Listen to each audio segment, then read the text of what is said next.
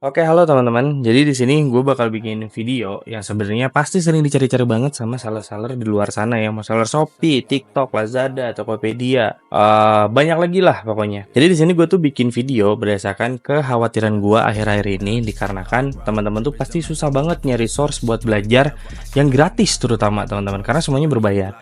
Jujur, gue nggak bilang ini totally semua gue buka, enggak. Tapi gue bakal ngasih insight-insight yang mungkin buat teman-teman tuh menarik dan bisa bantu teman-teman tuh lebih paham lagi gimana sih cara jualan di marketplace. Nah, to be honest dulu, kenalan, nama gue Tama. Jadi kebetulan gue itu udah berpengalaman jadi seorang apa ya bahasanya ya, digital marketing lah atau digital marketer, tapi memang dari segi skill gue tuh gue lebih fokus ke strategik gitu. Nah di sini tapi memang gue pun suka sama angka, makanya gue jadi performance marketing, dimana orang-orang selalu bilangnya adalah tukang nge-ads gitu atau advertiser gitu. Nah dari situ, nah jadi pengalaman gue tuh kurang lebih sekitar gue start jadi content creator itu dari tahun 2018-17 kalau nggak salah. Nah jadi marketernya tuh 2021 berarti kurang lebih udah 4 tahun 5 tahunan mungkin. Tapi gue selalu nge-note apa yang gue bilang itu belum tentu semuanya bener. Jadi teman-teman tolong do your own risk gitu ya, pakai juga risetnya masing-masing. Jadi kalau misalnya ada salah boleh koreksi di kolom komentar. Nah sebelum gue mulai, sebetulnya ilmu ini lumayan buat teman-teman kalau misalnya cari secara berbayar. Jadi tolong boleh di subscribe dulu, oke? Dan di like, di komen, di share gitu ke teman-teman mungkin yang sama-sama membutuhkan. Nah gue bakal to the point aja, gimana sih cara bikin ad Shopee yang bagus gitu ya. Nah ini gua bakal jelasin dulu satu per satu. Nah mana sih? Oke. Nah teman-teman, jadi di sini yang seperti yang teman-teman lihat ya, dari hasil selama gua beriklan di Shopee, ini kebetulan salah satu akun klien gua. Kalian bisa lihat dia tuh kerja sama gua dari bulan November kurang lebih. Salesnya itu selalu stabil teman-teman ya. Nah ini kalau misalnya teman-teman lihat secara iklan dan secara sales, jadi gua bisa dengan percaya dirinya bilang bahwa brand ini tuh salah satu yang salesnya tuh lumayan naik ketika gue bareng sama tim kerjasama gitu ya teman-teman ya. Nah ini teman-teman bisa lihat juga gitu ya, dari segi penjualan aja dulu, sorry, kita lihat dari per bulan, kita lihat dari bulan November teman-teman. Nah kenapa gue bilang ketika ini kita handle lumayan naik, karena dari bulan sebelumnya teman-teman bisa lihat ya, dari Januari itu penjualannya, terus dari Februari, Maret, April, Mei nih teman-teman ya, Juni, Juli, Agustus, September, Oktober. Nah kita di sini masuk teman-teman sampai ke Desember kita masih handle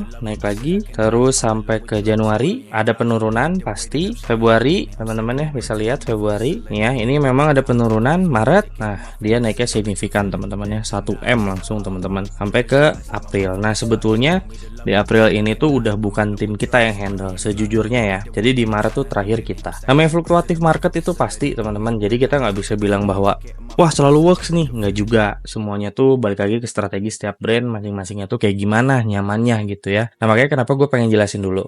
Ada beberapa hal sebenarnya teman-teman yang bikin teman-teman itu selalu bingung kalau pertama kali mulai jualan. Apa? Produk. Ngomongin produk, semua hal di produk tuh nggak boleh nipu teman-teman, harus bagus, baik, sesuai dengan apa yang terjadi di lapangan gitu. Kalau misalnya orang beli dengan deskripsi contoh produk ini gitu ya, kita bilang bahannya cotton combat 30S pakai Nirwana gitu misalnya ya itu berarti harus sesuai teman-teman. Jangan sampai ngebodoh-bodohin calon pembeli gitu, karena ujung-ujungnya gue selalu sepakat gini, marketing is the king, tapi product is the queen. Kuncinya di situ. Jadi kalau teman-teman udah ngerasa bahwa marketingnya bagus tapi masih jelek, lihat lagi produknya teman-teman. Produknya apakah udah sesuai sama spesifikasi yang teman-teman mau? Itu yang pertama. Terus kedua, apa promosi teman-teman. Nah, selama mereka kerja sama-sama gua, yang selalu gua tekenin ya, kita mulainya dari Maret kemarin aja waktu rame ya. Kita lihat waktu Maret gitu teman-teman ya. Dan kita lihat juga dari segi yang lain, voucher, kita juga bisa lihat dari Maret promo ongkir, dari live, karena sebetulnya kemarin tuh kita tuh terbesar dari live kalau nggak salah. Nah ini teman-teman bisa lihat ya, total penjualannya 700 juta sendiri. Jadi yang namanya sales itu ada namanya logika momentum gitu. Jadi kebetulan di Maret itu kan belum puasa teman-teman. Jadi kalau masih bilang di Februari ramai nggak mas gitu, atau misalnya Atau misalnya di Januari ramai nggak mas? Sebetulnya masih, tapi ya tidak seramai ketika lagi momentum terbesar. Nah, di sini tuh kunci keduanya adalah promosi, teman-teman. Promosi itu teman-teman bisa pilih. Misalnya teman-teman bisa pilih platform. Let's say ada Instagram, teman-teman bisa branding. Terus kedua, teman-teman juga bisa ambil pakai KOL, atau teman-teman bisa pakai KOC, ke opinion community gitu. Correct me if I'm wrong gitu ya, bisa salah. Terus yang keempatnya itu adalah ads, teman-teman mungkin. Terus yang terakhirnya itu teman-teman bisa maksimalin banget dari segi gimmick marketing atau brandingnya gitu. Nah kebetulan toko yang ini atau brand yang ini tuh mereka tuh sering banget yang namanya pakai gimmick marketing atau brandingnya emang bagus. Jadi secara sales ketika orang lihat produknya, pertama produknya udah pasti jujur di R&D sedemikian rupa, pakai desainnya sendiri, terus pakai gimmick marketing yang emang benar-benar oke. Ketiga juga dari segi tim internalnya oke, banyak. Keempat dari budget marketingnya bagus. Kelimanya itu dari segi aktivasi marketing itu juga oke. Aktivasi marketing itu yang teman-teman lihat sekarang. Nah, yang bisa teman-teman pelajari adalah teman-teman tuh wajib banget fokus sama yang namanya marketing tadi. Marketing aktivasi. Marketing aktivasi itu apa? Dimulai dari brand membership, promo live stream, gitu ya, voucher, flash sale toko.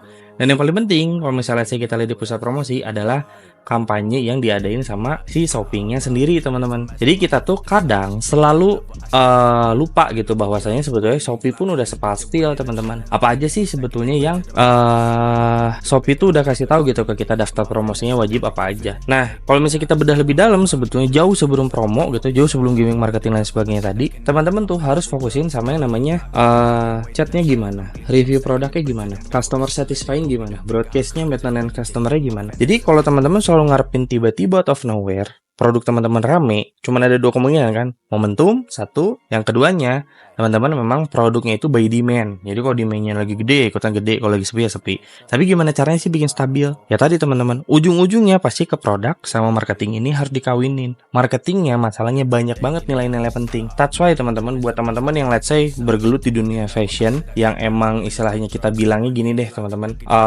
teman-teman pasti udah nggak asing sama fast fashion ya gitu. Let's say teman-teman tuh jualan produknya adalah produk apa ya, kita bilangnya produk kayak baju gitu, kaos, polosan. Kalau teman-teman nggak pengen keluar budget marketing lebih, misalnya gini, teman-teman pilih dulu nih mau selling atau branding.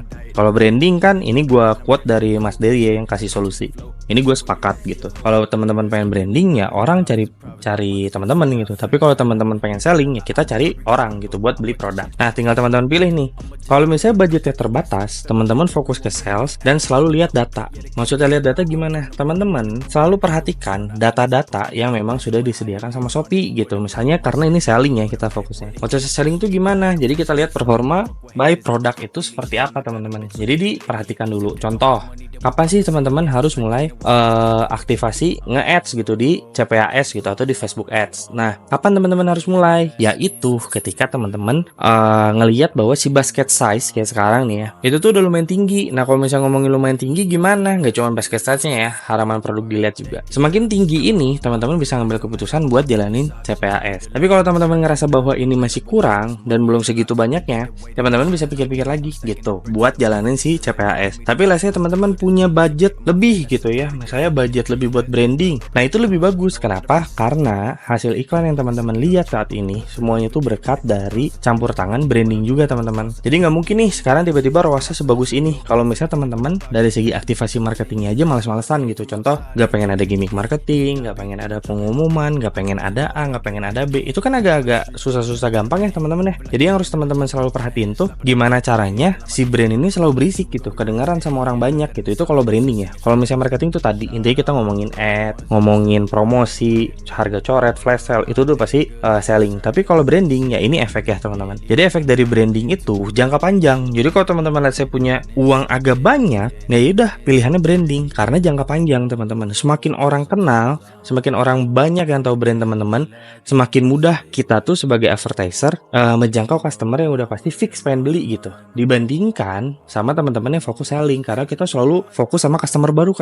Sedangkan yang jadi fokus itu sebenarnya bukan customer baru, yaitu repeat order gitu ya. Jadi panjang lah kalau kita bahas satu-satu. Nah, kelihatan ya dari Januari dia naik gitu ya, Februari juga makin naik teman-teman ya. Apalagi waktu Maret saat momentum teman-teman. Nah, ini tuh nggak berhenti di sini, tapi ada di live juga teman-teman ya. Kalau April kita udah nggak jalanin. Nah, kebantu juga sama apa? Si ads yang ada di sini teman-teman ya, bisa lihat juga. Ini tuh kalau live-nya bisa rame, teman-teman, udah pasti aktivasi marketingnya bagus nih ya, lihat. Dari segi tanggal November kemarin kita awal handle gitu ya. Terus di sini Desember, Januari, ini agak penurunan teman-teman ya, wajar. Ini penurunan juga di Maret harusnya naik banget. Maret naik banget ya teman-teman. Dan di April kita udah ngejalanin. Nah, jadi itu the power of branding. Jadi ujung-ujungnya teman-teman, ketika teman-teman punya budget lebih buat branding, ini kita nggak usah mikirin yang mahal. Bagusin aja lah sosial medianya. Bagusin teman-teman ketika promosiin produknya, foto produk yang ciamik, yang bagus, detail produk di tampilan shoppingnya, di video shoppingnya itu dibagusin aja teman-teman. Kenapa? Karena sekarang tuh kita udah masuk ke stereotype di mana orang tuh dapatnya ketika pengen beli sesuatu tuh stimulus dulu. Jadi misalnya lihat konten A, ih bagus nih produknya, mikir-mikir, masukin ke keranjang baru beli. Nah, tugasnya kita sebagai advertiser adalah ngejangkau nih orang-orang yang udah lihat sebelumnya atau orang-orang yang udah pernah masukin ke keranjang itu biar check out. Nah, ke sana teman-teman. Jadi harapannya setelah teman-teman dengar ini, itu tuh nggak tiba-tiba punya ekspektasi, mas saya pengen dong ROAS saya jadi gede kayak gini, enggak. Tapi ngomongin hasil iklan, semua itu tentang proses bisnis sama si marketing plan-nya gitu. Strateginya tuh dari arah mana ke mana, sehingga bisa ngasilin ROAS yang sesuai. Karena makin banyak orang lihat teman-teman, saya ulang ya, orang semakin sering lihat teman-teman kayak gini, semakin gampang buat advertiser buat ngeri target atau misalnya menjangkau ulang orang-orang yang pernah berinteraksi. Karena semakin tinggi orang-orang lihat banyak, semakin bagus. Nah, kurang lebih seperti itu teman-teman. Jadi harapannya ketika teman-teman nanti gitu ya lihat video ini, teman-teman agak kebayang dulu nih, kayak oh saya pengen jual A, strategiin dulu teman-teman. Kalau misalnya pengen long last, tapi kalau teman-teman pengen selling, ya udah cari produk on demand, apa yang lagi rame, jalanin iklan, jalanin promo sebanyak-banyaknya, aktivasi marketing gitu ya. Terus dari segi organik atau branding gak usah terlalu dipikirin gitu kalau selling. Tapi kalau branding ya kayak gini, jangka panjangnya enak. Dari segi ketika momentum pun kita dapat karena kita one of top di brandnya. Oke teman-teman, sekali lagi gue ingetin jangan lupa subscribe, di share, siapa tahu teman-teman yang lain butuh gitu pengetahuan seputar ini. Thank you banget teman-teman, bye.